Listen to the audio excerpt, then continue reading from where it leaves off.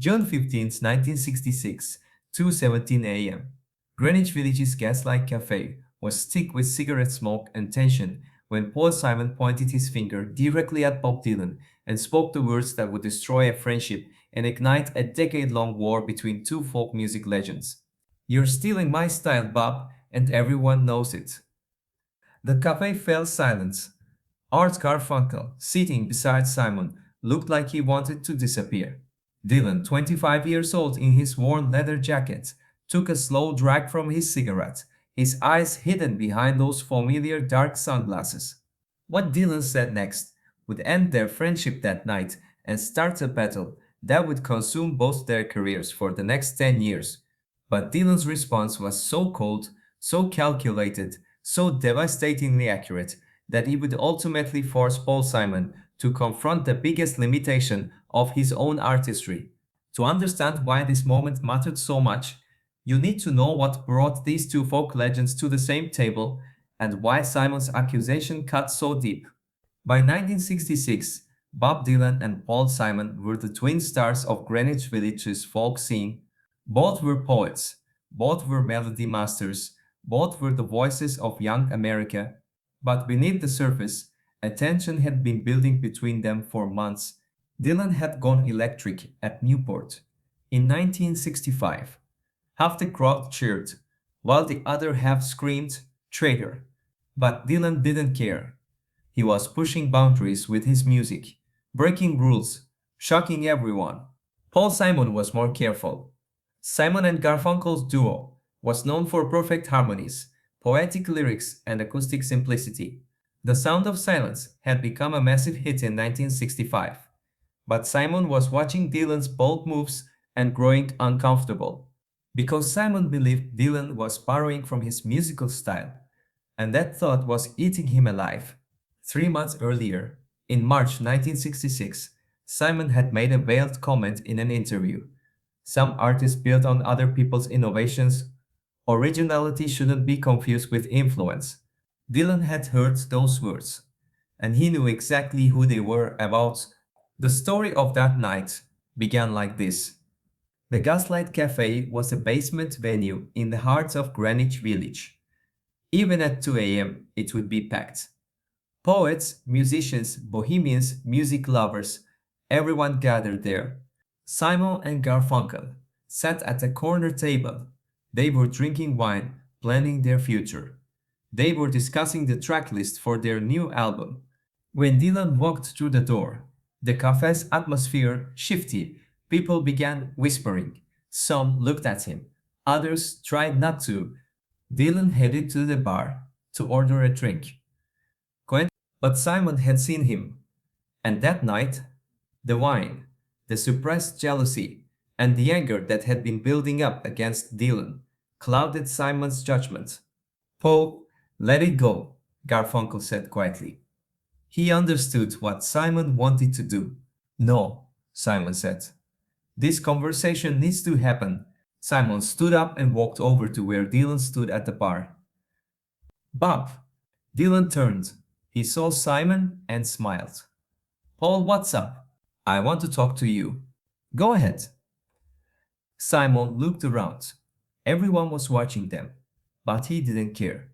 "You're stealing my style, Bob, and everyone knows it." The conversations in the cafe stopped. The music seemed to continue, but everyone was listening to them. Dylan's facial expression didn't change. He just tilted his head slightly and looked at Simon. "Your style? Which style are you talking about, Paul?" "My harmonic structures, my melodic approaches.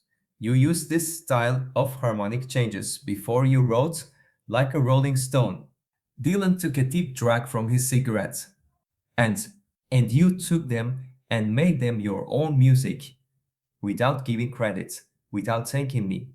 Garfunkel had gotten up from the table and come over to them, from the polo beer, from them over to them, everything.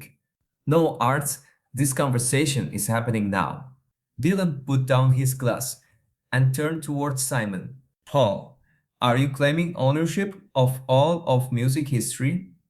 Do you know Bob Wills, Woody Guthrie, Hank Williams, Did they steal your style too? This is different, Bob. You directly took my specific creativity. Your specific creativity, Dylan interrupted, is also stuff you learned from others. From the Everly Brothers, from the folk revival, from classical harmony. Nobody creates from scratch. Simon's face reddened. That's not the same thing, and you know it. Dylan stood up. The two men now faced each other. Fine. You're accusing me of stealing your style. Do you have proof? I don't need proof.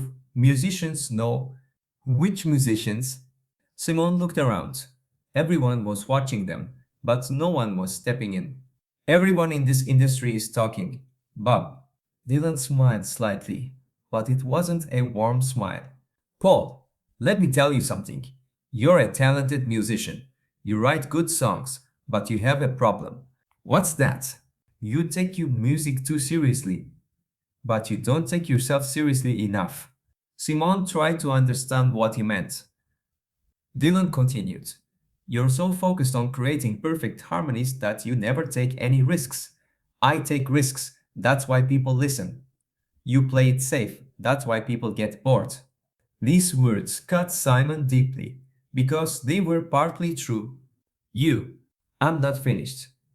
Dylan's voice remained calm, but it was hard. You accuse me of stealing your style. But the truth is, you're afraid to do what I do. And that makes you angry. Simon's hand was trembling. Here's some advice, Dylan said. Instead of worrying about what I'm doing, focus on what you can do. Because I know you're talented. But this jealousy will eat you alive. Simon stared at Dylan for a long moment. Then he said one word. Finished. Finished. Okay, Dylan said. Finished. Dylan left his money on the bar, took his jacket, and walked toward the door. At the door, he turned and looked at Simon one last time. Paul, let's talk again in 10 years. We'll see who's where then. And Dylan left. Everyone at the Gaslight Cafe was in shock. Paul Simon stood there, shaking, feeling humiliated. Garfunkel came up to him. Paul, let's go home. But the damage was already done. After that night, Paul Simon and Bob Dylan never spoke the same way again. And what Dylan had predicted came true. A 10-year war began.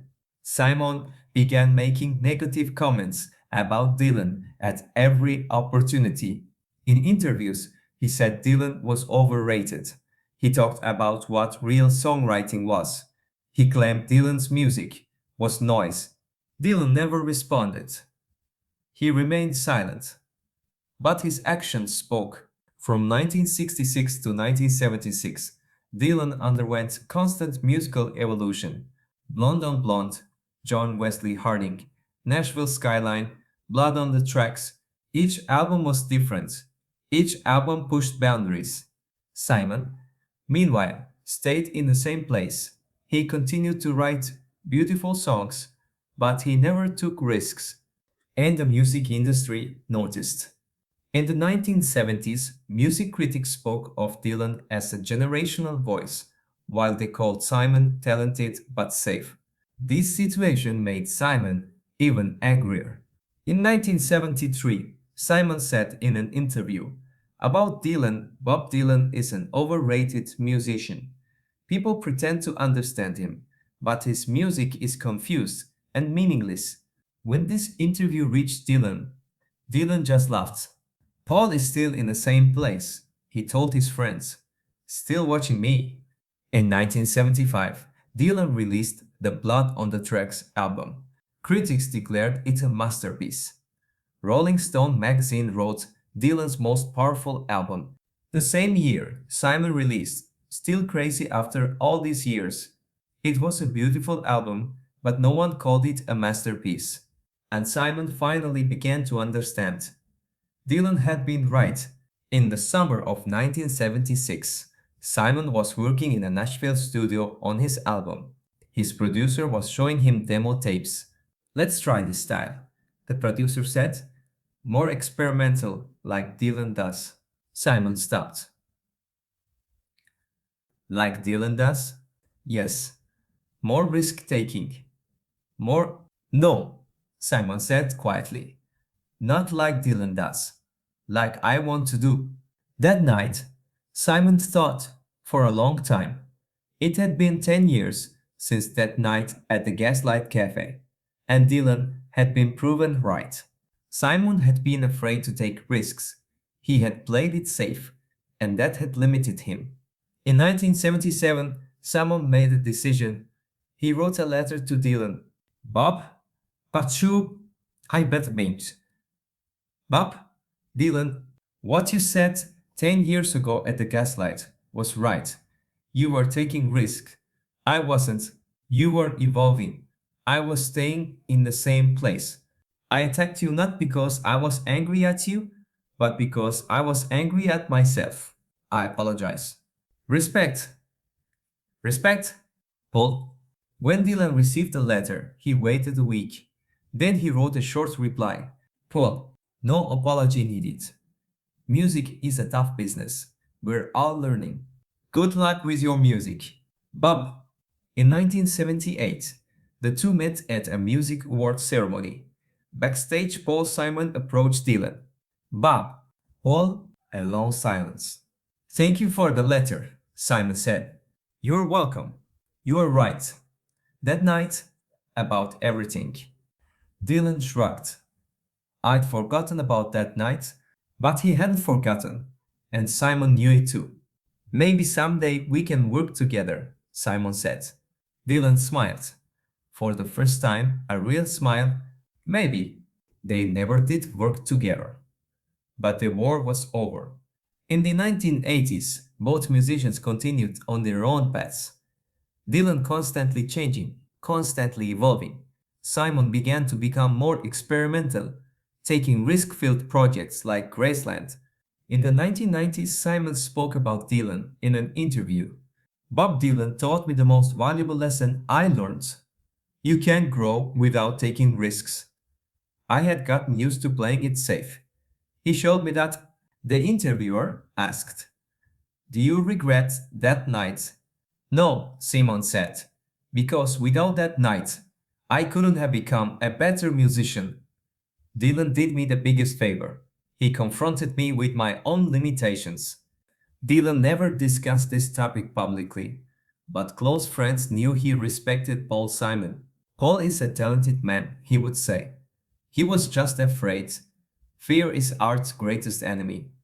In the 2000s, both were inducted into the Rock and Roll Hall of Fame on the same night in different categories. Backstage, they had a brief chat. Two old musicians who had settled the accounts from 35 years ago. Are you still making music? Simon asked. Every day, Dylan said. Dylan QS på 5 bence. Me too. Coin. Good. That was it. But everyone knew that that night's war had made both of them better artists. Paul Simon had learned to take risks. Bob Dylan had learned patience. And music had emerged stronger from the clash of two great artists. June 15th, 1966, 2:17 a.m. The 10-year war that began in Greenwich Village. But in reality, this wasn't a war. It was the conflict. Two artists needed to grow, and they both won. Because real art begins with stepping out of your comfort zone. Paul Simon learned that lesson that night. Bob Dylan already knew it, but both became greater musicians after that night. Sometimes the best lessons come from the most painful moments. June 15th, 1966, Gaslight Cafe. A Night's War. 10 years of growth. And one of music history's most valuable lessons. You can't grow without taking risks. Gwen, Bob Dylan knew that. Paul Simon learned it that night.